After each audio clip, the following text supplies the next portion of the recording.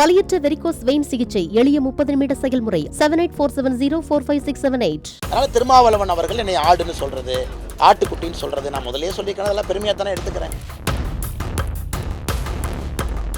பத்மபூஷன் விஜயகாந்த் ஐயாக்கு, மறைந்த விஜயகாந்த் ஐயாக்கு டெல்லி போய் கால் உழுவு சொல்லுங்க. அதான் 4 மாசமா பண்ணிட்டு இருக்காங்க.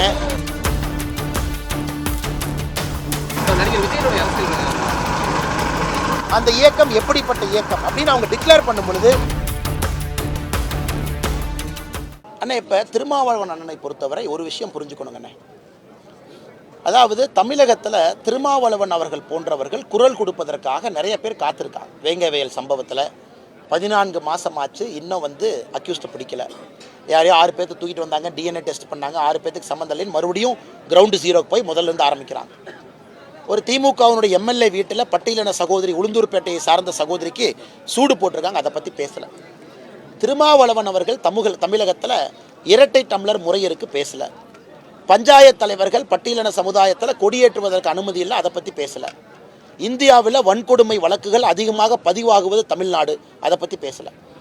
மினிஸ்ட்ரி ஆஃப் ஹோம் அஃபேர்ஸ் பார்லிமெண்ட்டில் சொல்கிறாங்க, தமிழ்நாட்டில் இருக்கக்கூடிய 38 மாவட்டத்தில் 37 மாவட்டங்கள் அட்ராசிட்டி ப்ரோன், அதாவது பட்டியலின சமுதாயத்திற்கு எதிராக குற்றம் நடப்பதற்கு வாய்ப்பு இருக்கக்கூடிய மாவட்டங்கள், அதை பற்றி பேசல. எதை பேசுகிறாரு பாருங்கண்ணே. அதாவது அண்ணே, அரசியலை பொறுத்தவரை உங்களுக்கு தெரியண்ணே, ஒருவர் நம்மை தாக்கி பேச பேச நாம் வளர்கின்றோம் என்ற அர்த்தம் முதல்ல. இரண்டாவது, ஒருவர் நம்மை தாக்கி பேச பேச அவர்களுடைய கவனத்தில் மட்டுமில்லை, அவருடைய சிந்தனை மட்டுமில்லை, அவர்கள் வாழ்க்கையில் நாம் இருக்கோம்னு அர்த்தம்.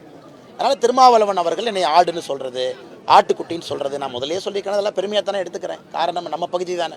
இன்றைக்கி அரசியல் இருக்கிறோம், நாளை காலையில் வீட்டுக்கு போய் விவசாயம் பார்க்கணும், ஆட்டுக்குட்டி தானே வைக்கணும். அது பாயிண்ட் கிடையாதுங்கண்ணே. பாயிண்ட் என்னென்னா, நம்மளை ஒருமையில் திட்டுறாங்க, அது that is not the issue. அதை பற்றி நான் கவலையும் பட போகிறதில்ல, அது ஒரு இஷ்யூவாக எடுத்துக்கலான்னு.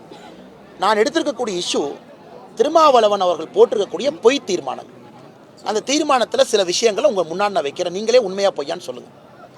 தீர்மானத்தில் ஒரு பாயிண்ட் சொல்லியிருக்காங்க, மத்திய அரசு பட்டியலின அரசு அதிகாரத்திற்கு எதிராக இருக்குன்னு ஒரு தீர்மானம். அண்ணன் நம்மக்கிட்ட 76 அமைச்சர்கள் இருக்காங்கண்ணே, மோடி ஐயா உட்பட 76, மோடி ஐயா இல்லாமல் 75. 76 அமைச்சரில் பட்டியலின சகோதர சகோதரிகள் 12 பேர், 16%. 16% நம்முடைய அமைச்சரவை பட்டியலின சகோதர சகோதரிகளுக்கு வெயிட்டேஜ் இருக்கு. தமிழ்நாடு அமைச்சரவையில் 35 பேர், 35 பேர்த்தில் 3 பேர் பட்டியலின சகோதர சகோதரிகள், 10%. ஏன்னா மத்திய அரசில் மோடி ஐயா கேபினட்டில் 16% அரசியல் அங்கீகாரம், 76க்கு 12. தமிழ்நாட்டில் 35க்கு 3, 10%. இது ஒரு தீர்மானமாக போட்டிருக்காருண்ணே. இதை பார்த்து அழுகிறதா சிரிக்கிறதானே. நம்முடைய கேப்டன் விஜயகாந்த் அவர்களுக்கு ஒரு மிகப்பெரிய கௌரவத்தை நம்முடைய மோடி ஐயா கொடுத்துருக்காங்க.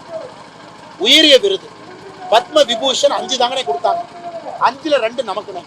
பத்மா சுப்பிரமணியம் அம்மாவுக்கு, வைஜெயந்தி அம்மா அவங்களுக்கு 2 பத்ம விபூஷன், 5ல் 2 நமக்கு. பத்மபூஷன் விஜயகாந்த் ஐயாக்கு, மறைந்த விஜயகாந்த் ஐயா கொடுத்துருக்காங்க. பத்மஸ்ரீ மேட்டுப்பாளையம் பத்திரப்பண்ணன்லிருந்து பத்மஸ்ரீ விருது கொடுத்துருக்காங்க. மறுபடியும் நம்முடைய தமிழகத்தை, கலாச்சாரத்தை மோடி ஐயா கௌரவிச்சிருக்கிறாங்க. அதில் கேப்டன் அவர்களுக்கு பத்மபூஷன் கிடைத்திருப்பது எங்களுக்கு மிகுந்த மகிழ்ச்சி அளித்திருக்கிறது. அவர் சொல்லலையல்லண்ணே, சொல்லலையல்ல, சொன்னாங்கன்னா நான் பேசுகிறேன். ஆனால் ஒரு அரசியல் கட்சியாக கொள்கை என்ன, அந்த இயக்கம் எதை நோக்கி பயணிக்கிறது, அந்த இயக்கம் எதை மாற்ற விரும்புகிறது, அந்த இயக்கம் எப்படிப்பட்ட இயக்கம் அப்படின்னு அவங்க டிக்ளேர் பண்ணும் பொழுது எங்களுடைய கருத்துக்களை நிச்சயமாக முன்வைக்கிறோம். ஆனால் எல்லோரும் அரசியலுக்கு வர வேண்டும், மாற்றத்தை விரும்புகிறவங்க எல்லாம் வரணும்னு தொடர்ந்து நாங்கள் சொல்லியிருக்கோம்.